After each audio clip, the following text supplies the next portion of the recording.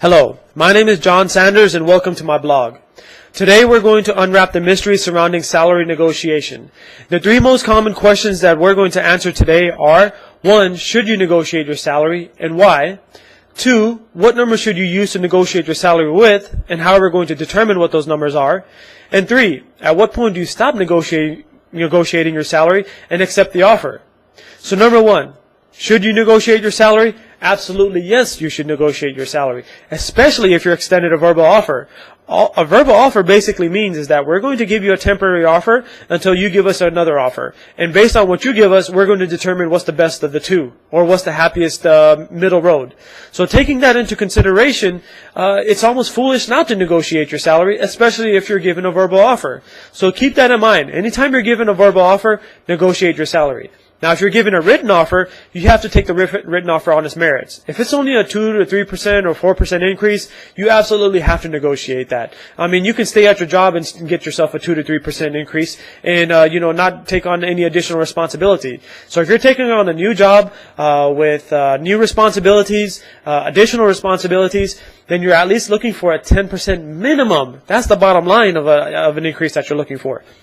Now, the main reason why people don't negotiate your salaries is because 1, either they don't know how to negotiate, or 2, they don't know what numbers to negotiate with. So what ends up happening is that they negotiate too softly and they get shot down, or they just don't negotiate at all. So how do you determine what numbers to negotiate with? That's the answer to number 2. Basically, what you're going to do, you're going to negotiate a range. You never want to just give one number and stick to that number and be very adamant and say, I want that number. No, you want a range. And in the middle of that range is the number that you want. So, for example, if your current salary is $100,000 and you really want $115,000, the salary range that you're going to give is $110,000 to $120,000. With the expectation that an offer should come somewhere between $113,000 and $117,000. So keep that in mind. So again, if your salary is $100,000 and you're looking for $115,000, you're going to give a range of $110,000 to $120,000. So based on that, what's going to happen is that you're going to go through all of your interviews, and when they're putting an offer together, they're going to look at your lowest number and say, okay, you know what? His make it or break it number is $110,000. We might be able to give him an offer of $112,000, $113,000. And that way it's not on the high end, but at the same time, it's not the very bottom level of the offer. So when they extend it to you, they'll call you and say, congratulations, we've been identified as the final candidate. We'd like to extend an offer to you. And here it is. So they tell you it's $113,000, 3 weeks vacation, all the benefits, etc., etc.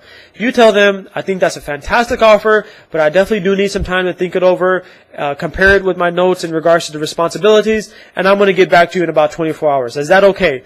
Most of the time, they're going to be okay with that. No one extends a verbal offer to you expecting you to take it right away. So take your time. Now think about it. You wanted $115,000. You're getting $113,000. Is that okay with you? Is there $2,000 worth the additional time that's going to take to solidify the offer? It's up to you. If you're taking on a lot more responsibility, you can negotiate a little bit more. At the end of the day, you're getting a $13,000 increase, which is pretty good. That's 13% off your $100,000. In this day and age, that's a pretty good increase on your salary. Now, because you gave a range of 110 to 120, what has happened is that they've come close to the middle of your range, which is the 115 that you wanted to do. Now, sometimes if they give you an offer and it's right at 110, you definitely want to negotiate. So you tell them, hey, look, I learned a lot about this opportunity through these interview processes, and there's additional responsibilities I'm going to take on. You might be driving further to work. You might be working a little bit more. Whatever the case is, $110,000 are not going to cut it. So you very kindly reply. You can reply via email, or you can reply verbally and say, you know what? I'd like $115,000, and here's the reasons why. Always give supporting reasons why, and always quantify the value that you're going to deliver for that extra, X thousands of dollars that you're looking for, whether it's $5,000 more, $3,000 more, $10,000 more, whatever it is. When you can quantify the value of the additional money that you're looking for, most of the time you're going to get the offer. So keep that in mind. Remember, you're not negotiating a number, you're negotiating a range. And in the middle of the range should be the number that you're looking for. Now, at what point should you stop negotiating an offer, a salary, and accept the offer?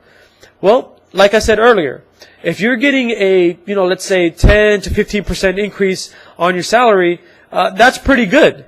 Sometimes if you've already achieved that, anywhere between 10 to 15% is very good. Anyone that I've ever negotiated a salary for, I've averaged a 12.5% increase for my candidates. Everyone's been pretty happy with that. I think it's good. 12.5% is fantastic. If you stick around at your job, you'll get a 3%, 4% annual increase. If you change jobs, 12% is not bad. Now, another reason to stop negotiating is if you're automatically told, you know what, this is the only offer that we're going to give you, you pretty much got to take it or leave it. When you're given certain stern language like that, there probably isn't really a whole lot of room to negotiate. It doesn't hurt to push back a little bit, but at the same time, take that into consideration. Also take timing into consideration. How long do you have to wait? Because what will happen is when you renegotiate an offer, it has to get VP approval, it has to get HR director approval. Oftentimes that takes time. So you need to evaluate all of these things when you're negotiating your salary. So let's recap. 1, should you negotiate your salary? Absolutely, yes, you should negotiate your salary because it's expected of you. 2, what number should you use to negotiate with? You want to use a range. You want to use a range where the middle number of that range is the salary that you're looking for. At what point should you stop negotiating? Once you achieved a 10 to 15% salary increase, that's pretty much when you should say, you know what, I'm going to call it a day. Fantastic offer. Where can I sign? Now as a bonus, how do you determine what your current market value is? There's a couple of resources online that you can use. One of the resources is salary.com. You can do a free salary survey. Go to salary.com, punch in your information based on your industry, your location, all of that, and it'll tell you exactly what you're currently worth, what are some of the other people in your industry getting paid, across the country, what are people getting paid. That should give you a good reference point on whether you're overpaid or underpaid. You can also go to cnn.money.com and look for their salary calculator. Typically what I do is go to google.com and look up CNN Money Salary Calculator. That is also a pretty good tool to tell you what your current salary should be based on consensus of what other people are making. Between the two of those, you should get a pretty accurate number of what you're currently worth. So that should give you a starting point of saying, hey, you know what? In your head, you think to yourself, I looked on salary.com, I looked on cnnmoney.com, and I found out that the going rate for my current profession, with my experience and my current city, is about $115,000. I'm making $110,000. So what that does, that establishes your range of $110,000 to $120,000. I hope this has been helpful. I appreciate your time. If you have any questions, you can just give me a buzz. I'll be more than happy to help you. And until next time, make it happen.